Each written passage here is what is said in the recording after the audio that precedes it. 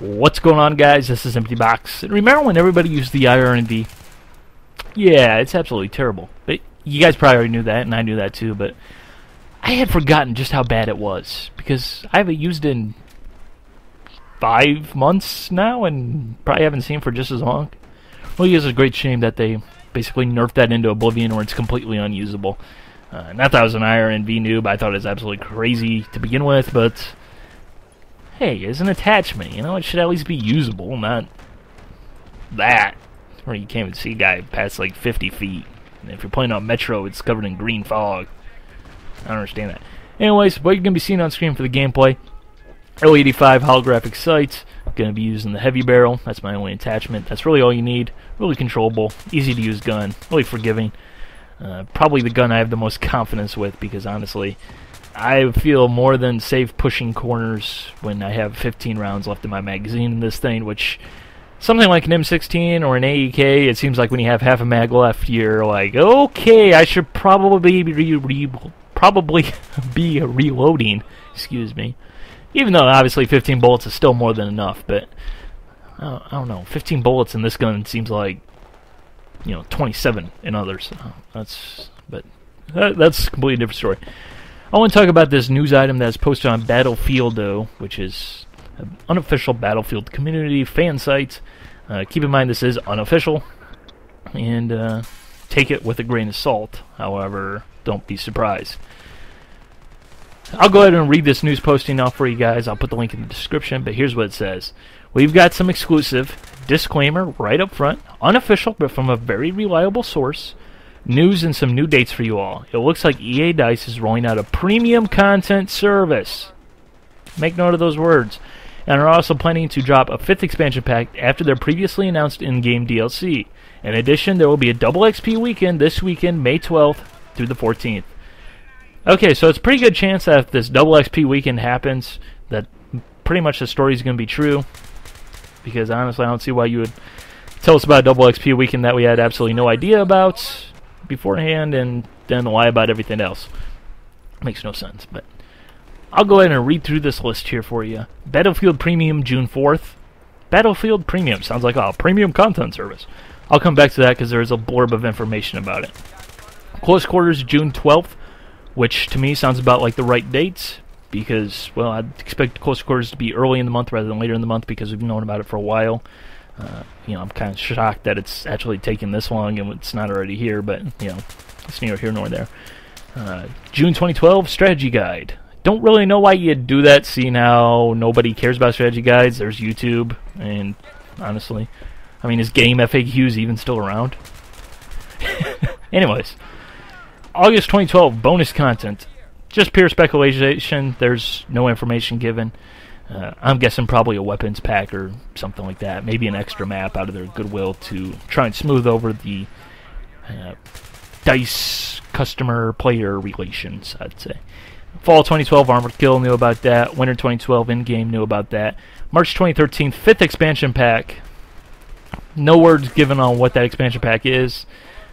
I'm just going to say right now, don't expect to be Battlefield 2143, or what we're all calling 2143, because I don't think Battlefield, or Northern Strike, which is the expansion pack to Battlefield 2142, was actually in, what's it, like 2152, I think? Everybody's calling it 2143, so we'll keep calling it 2143, but don't expect 2143 to be in 2143, is what I'm saying. Anyways, let's go back to that Battlefield Premium, because that's the most interesting thing and most worrying thing, to be perfectly honest. Here's the little blurb of information here. And I'll read this in the Monster Truck announcer voice just because, well, everything should be read in this voice. Battlefield Premium will land you a number of content drops with unique in-game items, not available anywhere else. First out is the one-of-a-kind premium knife and black dog tag, plus a set of soldier camos, weapon camos, dog tags, and assignments that will make sure you stand out and get more personalization options. I'm not sure that voice comes through on the microphone. Hopefully it does, because it sounds totally awesome. Everybody tells me it sounds awesome, but I don't know if it sounds awesome in the video. But whatever. Okay, obviously it's a premium content service. Probably going to be a little subscription-based thing, where they'll be releasing a little morsels of DLC. Yes, morsels. That's a perfect word for this situation. Maybe like one one weapon, maybe a couple camos, you know, something like that. And watch this right up here. Pick those two guys off. Terrible spawn for you, bro. Sucks for you. It really does. I get stuck on a rock and I can't turn around. Hate when that happens. Oh well, it happens. It happens. Not too concerned about that. Really wanted to get that mortar guy though, because I hate people who use mortars. Seriously, could you be any more useless? Mortars suck. They don't even kill people, to be perfectly honest. Anyways, so this will probably be a subscription-based thing. Probably, guessing probably like $2 or $5 a month. You know, from the sounds of it, that doesn't sound like it's going to have a lot of an issue for the game.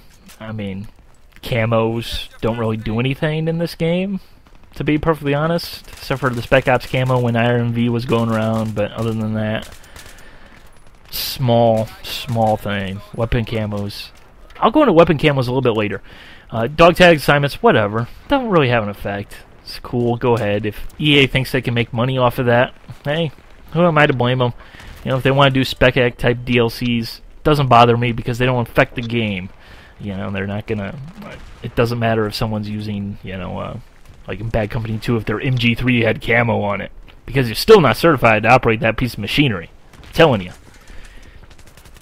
The thing that gets me is...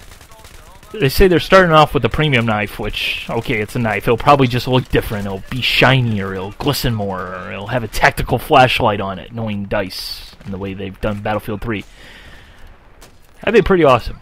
Or it'll look exactly like the Counter-Strike knife, and you'll run around like Counter-Strike, and it'll just be completely silly. Anyways, the knife isn't the thing that concerns me. It concerns me about, you know, the fact that we have Battlefield 3 Close Quarters DLC coming out. You know, Battlefield 3 clearly went after Call of Duty, and then they released Call of Duty type map packs. And I know a lot of people are gonna say, "Oh, it's not Call of Duty; it's still Battlefield." Empty box, don't diss it until you try it. Really, to be perfectly honest, it's not what Battlefield 3 needs. It needs fixing. And I do realize that the people that are working on the fixes aren't gonna be the people that are working on this premium DLC content. So you know, don't get those two confused. You know. Honestly, the reason I'm not playing this game too terribly much anymore is just because of the suppression. I haven't seen the M26 in probably a couple of weeks now, it seems. I don't see it too terribly much, but I haven't been playing much. But just the suppression just basically ruined the complete recon kit, and to be perfectly honest, you know, it's not even fun to play that kit. And, you know, honestly, if I can't play every kit, I am not having fun, because I like doing everything in this game rather than just doing one thing. You know, I lose interest quickly just running around with an assault rifle. You know, it's just not fun as playing, you know. Either bullet spamming, suppression, support guy, or being that recon guy who's, you know, running around shooting people in the face from close range, you know, with the DMR, and just one-shotting them and making them rage, because I'm that one guy who actually one-shots people in the face rather than the guy who sits back and shoots like 60 bullets to kill one guy with one of those things. But it's a completely different story. You know, this could quickly escalate, though, like I'm trying to say here. You know, first a premium knife, then what? You know, a premium gun that is better than everything else, and, you know, is clearly overpowered, and, you know, basically if you don't have that gun, you're at a supreme disadvantage. I mean, it could just quickly elevate. It reeks of just trying to get more and more and more money. Which, you know, again, they're entitled to make money. There's nothing wrong with that. But, you know, when you start getting into things that affect the game for the people who, you know, didn't pay this extra fee, it kind of becomes a little bit iffy. I mean, to be perfectly honest, I hope they are very careful with this. You know, I should have more faith in them, but, you know, with the way Battlefield 3 has gone, I'm not going to be surprised if it ends up being that way, which would just be a great shame. You know, but I do think it is kind of sad that they're doing something like this when, you know, really they went such great lengths to try and say, hey, we're better than Call of Duty. Call of Duty can lick our left nut. And then they just basically, you know, have just devolved their own product to try and be that lowest common denominator rather than, you know, let it shine and be what it is, you know, at its core. You know, it seems like there's, you know, Battlefield 3 on these types of maps, it's just freaking awesome, you know, which is what we expected. You know, maybe it's not a true sequel to Battlefield 2, but, you know, on maps like this and Sharky and Oman and, you know, Caspian Border, it really shines as, you know, Battlefield evolved into a different type of game, but still, you know, back here with its core. But, you know, that's a different story. You know, EA or DICE, if you guys really want to make money and, you know, you don't want to completely shaft everybody, here's something that you could do, at least for PC. I'd be more than willing to pay 10 or 15 bucks for the ability for my game to have modded files, you know, extra maps and everything. You know, once Battlefield 3's DLC is finished up, of course, because I know you guys want to make money and that's perfectly fine. But you say the tools are too difficult to use, but there's one thing that you should know about the community. Somebody will figure out how to use those tools and they will make a pretty darn fine product. And, you know, even then, would Battlefield 2 have existed if it wasn't for the Desert Combat mod? I don't know. But hey, that's another avenue. And this guy up here that kills me, he was a confirmed hacker. Yeah, he ended up like one-shotting me from like 150 feet with a 44 scoped while I was running and in between buildings. I was like, what the? He got booted because he actually was a hacker though, not just complaining. So that's going to be that. I have nothing more to say. Bye.